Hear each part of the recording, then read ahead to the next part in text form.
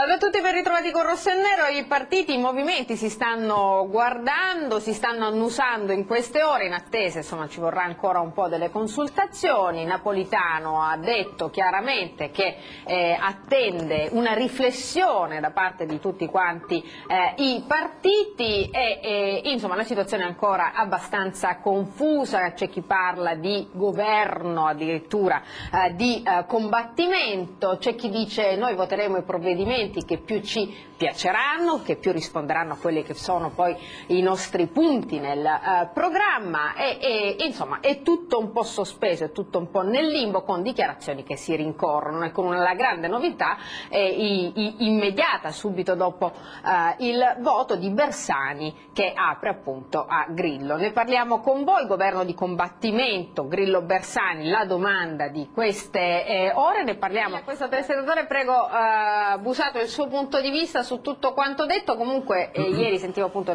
tra i vari commenti c'era Concita De Gregorio che diceva io mi ricordo i primi tempi della Lega alle riunioni di redazione in cui tutti quanti in maniera molto snob parlavamo della Lega Nord, dell'avanzata della Lega, nessuno ci credeva, questi polentoni che spesso non sanno neanche parlare l'italiano. Si è visto la Lega cosa ha fatto, cosa è riuscita ad ottenere, quanto ha vinto nei territori, adesso al di là dell'ultimo, per cui parlare con dispetto di quello che è un fenomeno, di quello che fa man bassa di voti, perché ha la PIL per farlo evidentemente, certo, perché riesce ad avere presa sulla gente, bisogna semplicemente rassegnarsi davanti ai fatti e probabilmente meditare un po' di più. No? Altro che, ma diciamo, sicuramente emerge una cosa, penso che sia condivisibile da tutti, un quadro di assoluta ingovernabilità. Adesso si cercano le alchimie ovviamente all'italiana per cercare di riempire le poltrone, però una cosa è certa, i problemi dei cittadini, quelli restano sul piatto, sono drammatici, ogni giorno aumentano di gravità e di preoccupazione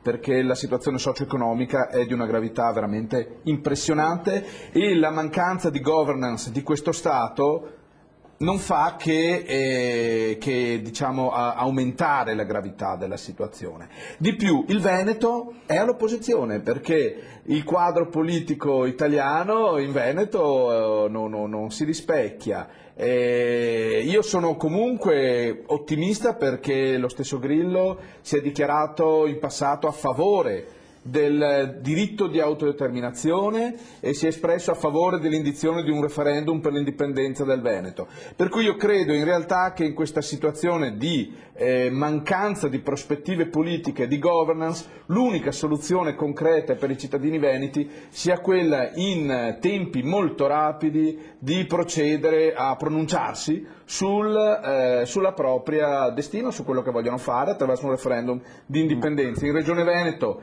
è stato presentato un testo di legge referendaria che prevede l'indizione per il prossimo 6 ottobre 2013 di un referendum di indipendenza. Io chiedo alle forze politiche in Regione Veneto di assumersi le proprie responsabilità in questa situazione drammatica in cui versa l'Italia e di approvare molto rapidamente questa legge regionale per dare la parola ai cittadini veneti. In Regione abbiano altri tipi di mal di pancia o no? No, ma proprio perché in Regione si trovano a dover affrontare una situazione di grave furto delle risorse dei veneti da parte dello Stato italiano, nel momento in cui lo Stato italiano entra in avvitamento su se stesso e non riesce ad avere una prospettiva di governance, di governabilità, a questo punto come Veneto noi non possiamo affondare col Titanic e dobbiamo fare le nostre scelte. In Veneto alla fine il dato dell'astensionismo è stato quello che è stato sicuramente alto in città come Padova, per carità molto meno che in altre città, si è andata a urne piene così, si andava a votare per il governo nazionale, Dio sarà anche questo. Ma certo, perché i cittadini veneti esprimono il proprio consenso, si esprimono e d'altro canto si sono espressi all'opposizione rispetto a quella che è la situazione italiana. Questo è telefonando ancora un parere da casa, benissimo. Benissimo, possiamo usare tutte le parole che vogliamo. Lei però sono un dato di fatto. Un attimo, per favore. Lei ha detto serve un governo politico, ma un governo politico non c'è modo di crearlo se non attraverso una improbabile situazione che veda uno o più partiti come dire, tradire i propri programmi, la propria parola data agli elettori, o comunque, anche se così non fosse, non facendo nulla e tirando a campare, mentre la situazione, ripeto perché l'ho detto, già prima mi avete dato atto che effettivamente il quadro è di ingovernabilità, mentre all'inizio si parlava di ipotesi di governo, il quadro è di ingovernabilità.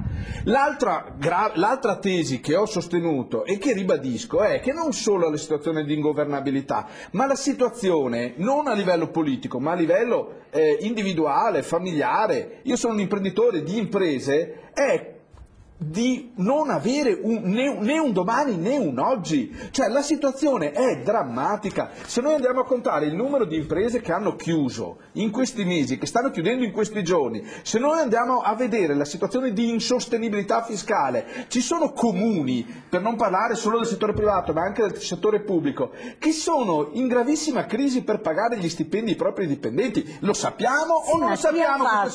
E in questo quadro in questo quadro di Stato italiano che ormai è fallito storicamente, economicamente e socialmente, io dico che noi come cittadini veneti possiamo e dobbiamo prendere una strada che hanno preso altri popoli d'Europa. Dobbiamo prendere l'esempio della Catalogna, dobbiamo prendere l'esempio della Scozia e indipendenza veneta che oggi compie 9 mesi di vita in pochissimi mesi, a partire dal Veneto centrale, per esempio. Noi abbiamo preso io vi ho ascoltati, la prego signora di non interrompermi, noi abbiamo preso nell'area del Veneto centrale, Castelfranco, Campo San Piero, Bassanese, in pochissimi mesi, espandendoci a macchia d'olio, picchi del 5-10% dei voti. Lasciateci qualche mese e vedrete che questo 5-10-15% lo prenderemo in tutto il Veneto. Ridevate di Beppe Grillo, tra poco non riderete nemmeno di Un attimo, sono telefonata, pronto?